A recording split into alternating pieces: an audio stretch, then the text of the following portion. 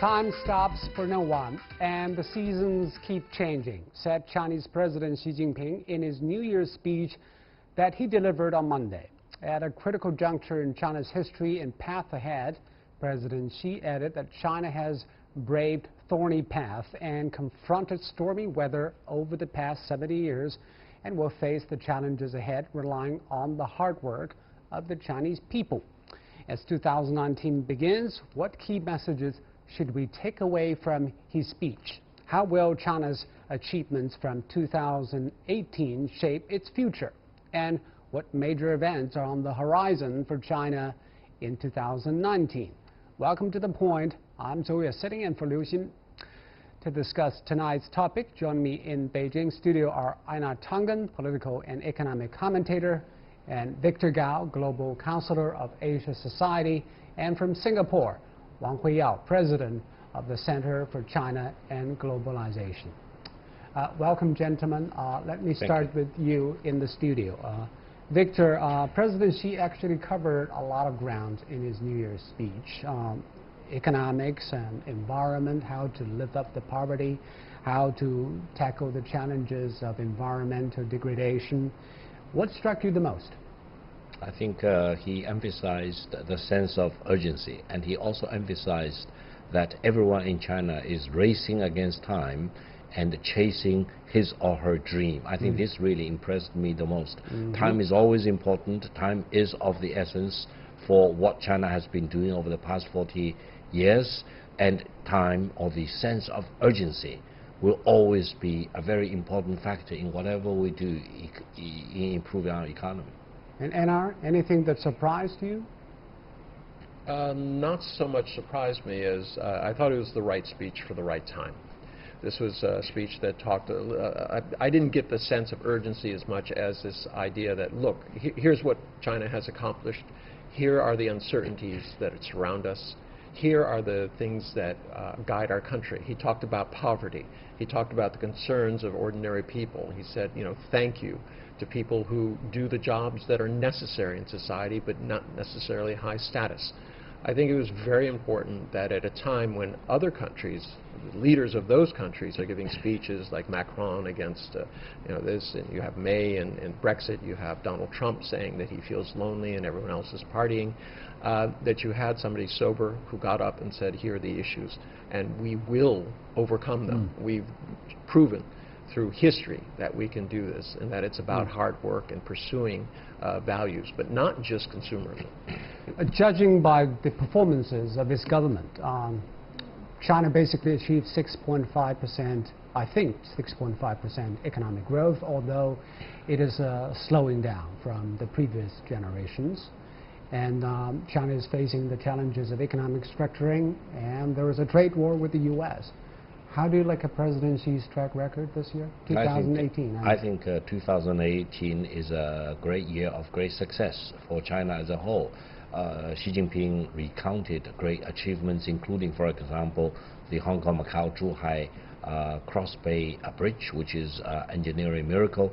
He also mentioned the Beidou satellite positioning system, and many others. He also emphasized the made in China, manufactured in China, invented in China, and also constructed in China. All these new initiatives. He also mentioned about the Belt and Road Initiative, for example. So I think any government in any country in the world probably will envy the achievements that China has made in 2018. And I think the people here in this country are, relatively speaking, very happy about the improvement in the living standards, etc. Envy may be the understatement. I think Americans have different ideas about what is being achieved in China. Well, they don't know, and that's part of the thing. But what I really liked is he looked at all, he didn't gloss over anything. He talked about the issues that had to be resolved. He wasn't just saying, oh, everything's wonderful, you know, look at me. I mean, he's been confronted with issues that are beyond China's control, you know, bargaining with a country who is unreliable, keeps switching positions, and it's very difficult. Those are things you cannot control. So I think it was a strong message about the things that you can. Mr. Wang, I want your take on this. President Xi opened his speech by saying, the seasons keep changing, time stops for no one. There seems to be a sense of urgency. But he also said that with rock solid confidence and raising against time and determination, we will carry forward. I think he meant that carry on reform and opening up. How do you think the Chinese government is resolved to carry on reform as being done over the past 4 decades? Yes, I think this is really a very critical moment actually for China. You know, at the juncture of the 40 years anniversary, and also at the juncture of 70 years of establishment of People's Republic, and also 40 years of established diplomatic ties with U.S. So also 100 years of May 4th movement. So you see, there's a lot of time at the essence here.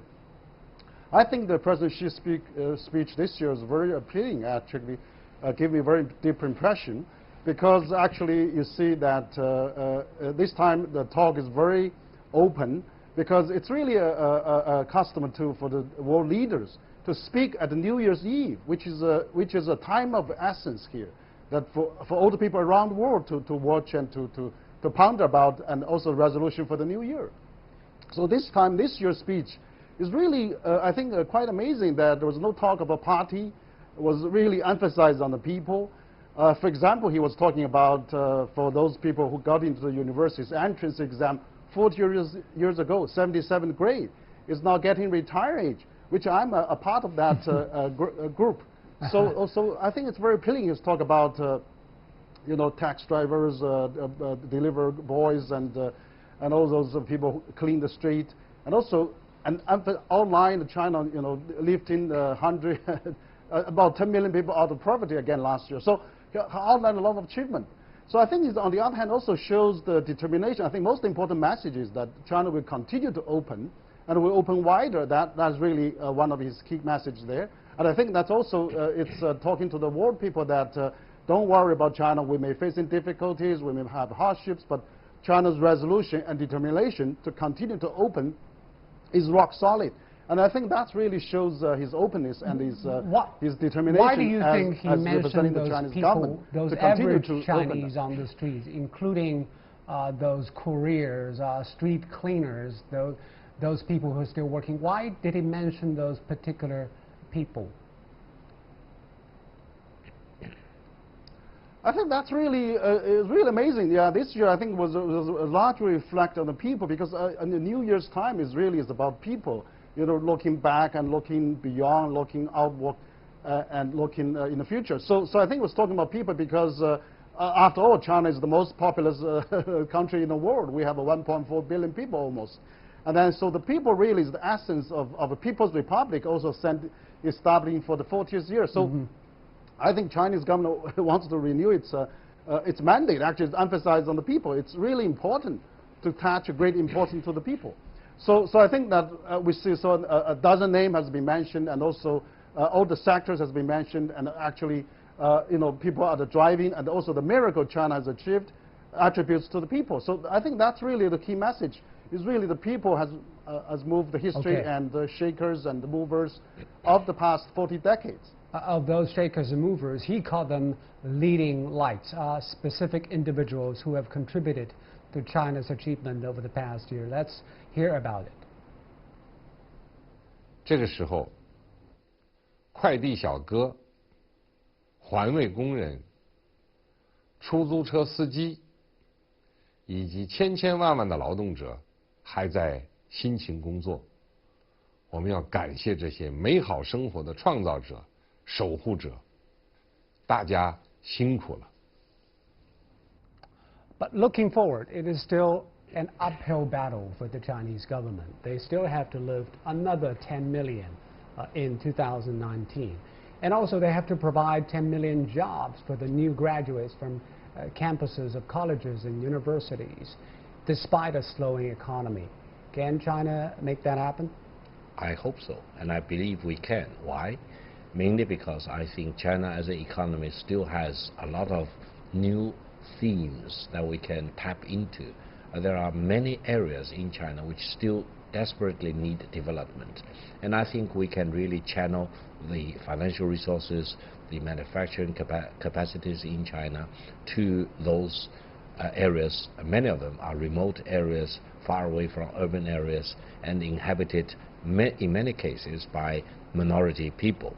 And I hope we can generate more growth in China so that the benefits of the growth can be shared by almost all the population, leaving no one behind. Don't forget, the government has pledged that by 2020, poverty as it is defined now will be eliminated. So no one in China will live in poverty, even though. But some people may argue, well, poverty is on a rolling basis. Right. It's evolving all the time. Can China really deliver the target of by the year 2020 that poverty will be a thing of the past? Well, that's the UN definition, which is $1.90 a day. $1.90 a day. Oh. Anyway, but the issue is, what other nation is actually doing anything about this? Have you heard of Europe or anybody else? I mean, they do have welfare programs. They do try to do that, but they don't say that they're actually going to or even developing nations. And developing nations. So, you know, this is issue. There's a saying that says the greatness of a society is measured by how it treats the least of its people. And this is, I think, very true. It's a humanistic approach to it. Now, the irony here is that here's Xi Jinping talking about very humanistic values, about how you should treat people, singling out people who contribute to society on an everyday basis but are often ignored or not recognized for their contribution. And yet, elsewhere around the world, you know, China is being accused of being, you know, unfeeling, you know, completely having no compassion and all this type of thing. So it's a strange juxtaposition between the rhetoric of, you know, what it's said often in the West and the reality of what is being pursued often in China. I want to talk a little bit about the China and with relations with the rest of the world. President Xi mentioned that China has hosted major international events, and also he has been traveling all over the world to strike better relations with other countries. What do you think of China's standing in the world right now, and those criticisms, especially from advanced economies, about China stealing technologies, not providing a level playing field for all businesses? I think China has far-reaching political and economic influences in the world, and China is an indispensable force to be really seriously reckoned with. I think there is no major international issue which can be really solved without China's participation. And but is China a contributor that is constructive? I believe so. There are certain countries, especially the United States, which are not happy with the rapid growth of China. I think the most fundamental reason is that there are people in the United States who worry that one day Chinese economy will be larger than that of the United States, and the United States will start to lose influence economically, but also possibly politically and eventually also militarily going forward. But I don't think a larger and more powerful China will mean the decline of the United States. But it seems the overriding narrative in the West is that they are not afraid of China. They're afraid of China playing a different kind of rules. No, it is China's system that is where it's. Look, 40 years ago, the expectation in the West was that by embracing capitalism, that the Communist Party would actually fail. So, you know, the feeling was there that they're disappointed. But from the Chinese side, they said, look, we're going to embrace this and we're going to use it and we're going to succeed. And by succeeding, we will be accepted.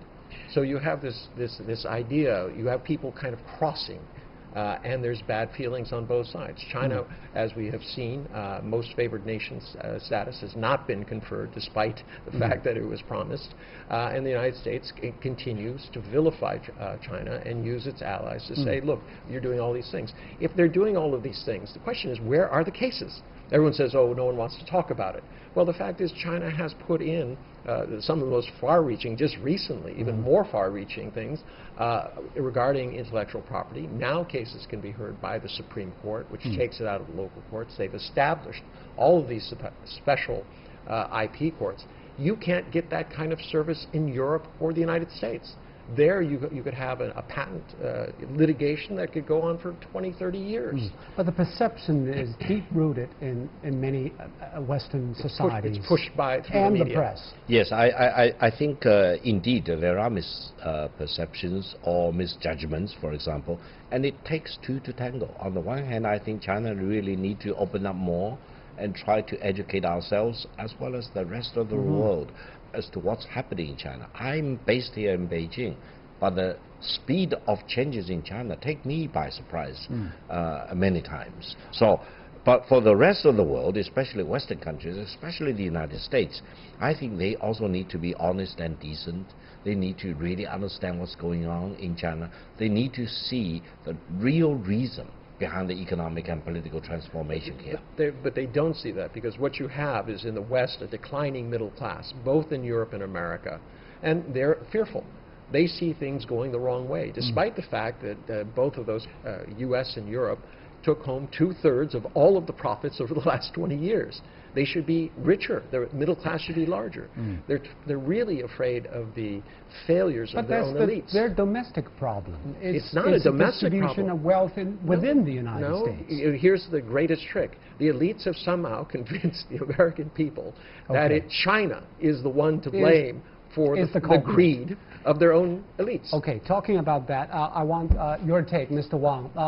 You've been seeing the trade disputes between China and the U.S. last year, and you know the problem, where the problem lies. And President Xi mentioned in his speech there are two unchanged. One is that it is unchanged that China is resolved to protect its interests and rights. And the second thing is that China will be unchanged to develop common development and peace. Can China make both of them happen?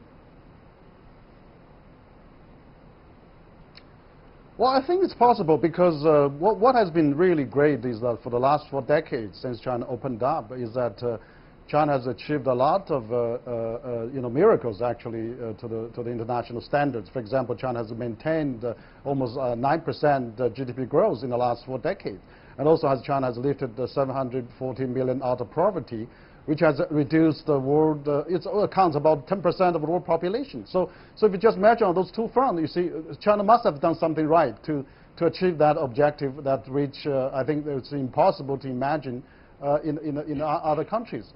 But on the other hand, I think China also wants to be open. China has attributed prospect and prosperity to the international order and the international global governance mechanism established since the World War II. China has joined WTO in the last 18 years. China's GDP has gone up 12 times. So I think there's things that China will continue to do, that China is work for China, and also Chinese people are also hardworking, as President Xi outlined in his speech. But on the other hand, China is going to open, because that is going to maintain, to embrace the globalization and actually to safeguard the WTO, and also even to maybe join the TPP in the future. So I think China is open to that, to the multilateral system, to the system that's working. So I think that both things can be achievable, maintain its own path, but on the other hand, support the globalization, and also support the WTO and WTO reform, and of course we multilateral all system. So I think we understand have to do those both. Well, China's position in the world has changed from what it was 40 years ago. And there is a phrase President Xi kept mentioning, that he said, "We are facing a period of major change never seen in a century." What exactly does he mean? What kind of changes have happened? Mr. Wang? Well, I think that also, as China, for example, when China joined WTO 17 years ago, China was a relatively less developed country, and now China has really become the second largest economy in the world, and also China is actually moving toward the central stage of the world platform, as President Xi said in his speech at the 40th anniversary. So I think that comes with more responsibility, it comes with more duties, and also comes with more the roles to play. So I have to how to balance that. How to really, on the one hand, keep the one of the largest economy in the world as a status, number 2 economy status, but on the other hand, how to help, how to really contribute to the multilateral system and to support the WTO reform. and also to really upgrade to another level of internationalization of those international standards. So I'm seeing the right direction. Like China now has cut this tariff by half.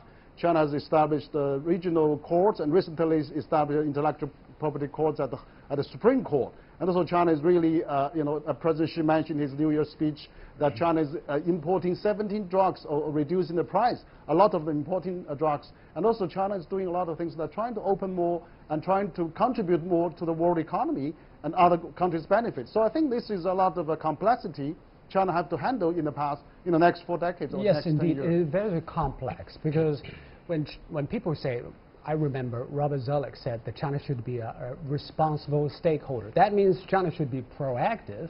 But when China is proactive, say we are trying to establish an investment bank or a Belt and Road Initiative, then China is blamed for being too aggressive and assertive. How can you be good at making a balance? I think, allow me to come back to your question about what are the major changes, unprecedented for about 100 years. I think for the past 100 years or so, there is one country which is always the largest economy in the world, the United States, that's for sure. It is never smaller than the #1 or the largest economy in the world. But now it's starting to change because even though China is not the largest economy in the world today, if we use official exchange rate as the benchmark, China is already larger than the United States if we use purchasing power parity as the benchmark. So you think this is the biggest change? I think the biggest change is that sooner or later there will be a switch of the role. The United States will no longer be the largest economy in the world, and China most likely will catch up. Now, the United States is worried that this will mean probably the end of Pax Americana and the American supremacy, and China will be a stronger, let's say, hegemon or a more aggressive military power. No, from the Chinese perspective, no. Even though China will become larger eventually, China will not seek hegemon in the world. China will not bully around the other countries. At least this is China's belief. But whether the United States or other Western countries will accept this. How can you convince the Americans that Chinese will not be like Americans? Well, this is the problem.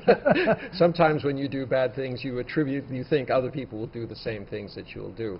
I think the sea change, though, is the role that America's played. Starting off with Woodrow Wilson and this idea of the greater society and creating a multilateral institution of freedom and people could participate. Now you have a president who says it's the law of the jungle. I don't want to have any kind of multilateral group. It's just me, one-on-one, being able to use my superior economic, military, and political power to get the best deal for me, and this is just the way it is. So going from altruism to selfishness, I think, is the greatest thing. And I attribute a lot of that to what I said about the middle class, but also the collapse of ideology. I mean, this whole idea that the sharp edges between socialism and communism and capitalism and democracy have eroded over time, and people are a little bit confused about these roles. And anytime they get a chance, they blame some nameless force that they can't identify. And let's come down to the reality. In 2019, probably the #1 job for both the U.S. and China is how to ease the tensions in trade. Can we have a solution that is acceptable to both sides? What does it take to get there? I think if we analyze what President Trump has put forward, for example, China tends to be more agitated about what the Americans now demanding. I tend to see some reasons in what they put forward. For example, reciprocity. Why not? China can have reciprocity with the United States and more balance of trade. Why not? China-U.S. trade can become more balanced. This should not be a point of argument. This should be a point of mutual interest. Then, for example, tariff. Why should China charge so much high tariff against U.S. exported goods to China? We can lower the tariffs, for example, and then the access to the Chinese market. The Chinese market is already the largest consumer market in the world. And you think these are good enough to convince the Americans to accept the term? I think some decision makers in Washington need to be reasonable and rational rather than being agitated by themselves. We're running out of time. I want to talk about reform because in 2018, China launched over 100 major reform measures Looking ahead, President Xi emphasized that China's resolution to reform along the road of urbanization and opening up. Let's take a listen. 世界看到了改革开放的中国加速度，看到了将改革开放进行到底的中国决心。我们改革的脚步不会停滞，开放的大门只会越开越大。Well, China says we will open up even further and reform our economy. But the outside saying you've been done too little, too slow. What do you make of this? Well, no, I mean that's the kind of Donald Trump vilify China. No matter what China does, it's wrong. You know, they ask. Is China doing too little, too slow? No, I think China's doing it at the time, but people shouldn't make the mistake of thinking that this is to appease America only. This is really about China's. If there is going to be a long-term confrontation between China and the U.S., China needs to replace the markets that the U.S. represented, and so they're opening up the economy in part just to do this, to attract more people in. I've met with people from other governments, and I said, this is a good time to make a deal. I want Mr. Wang's take on this. Mr. Wang, do you think China can speed up its reform? In what areas do you think it is the most important?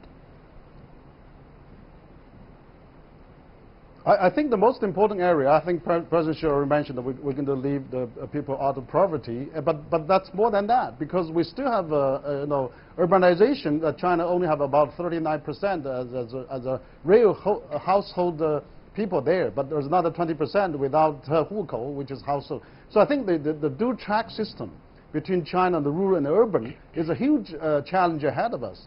I think in the last 4 decades, every 10 years we see a big dividend of policy. You know, like 80s we have the contracting of land, 90s we have the privatization of the apartment, during the turn of the century of the WTO entry. But in the last 10 years we haven't seen any major policy. So I think the household land of the rural areas should be one of the privatized priority probably in the next 10 years. That to reform. That's really the key to really liberalize the farmers and the rural urban property. Indeed, that will be a big-ticket item for China's reform. And Einar, what do you think 2019 will look for China? I think it'll be a difficult period unless things can be restarted. Just keep in mind that the pipeline, people have been sitting on their investments for a while now because the uncertainty started last January by Donald Trump. So it'll take a while for the pipeline to be finished. Also remember, there was a huge amount of goods ordered into the United States in preparation for these tariffs, and it'll take a while to go through there. In the meantime, small, medium-sized enterprises will have some difficult time. China will move to help. 30 seconds left. 2019 will be a year full of uncertainty and unpredictability, and I think we need to be fully prepared to deal with the storm and the headwind which may come our way. So we cannot be complacent. We cannot let down our guards. We need to innovate. We need to, as you mentioned, reform and further open up, and we need to really push forward rather than being bogged down by, let's say, ideological disputes in China. All right. Thank you. On that note, we have to end this edition of The Point on CGTN. I'm Zhou Yue, sitting in for Liu Xin. You've been watching The Point. Thank you. Goodbye.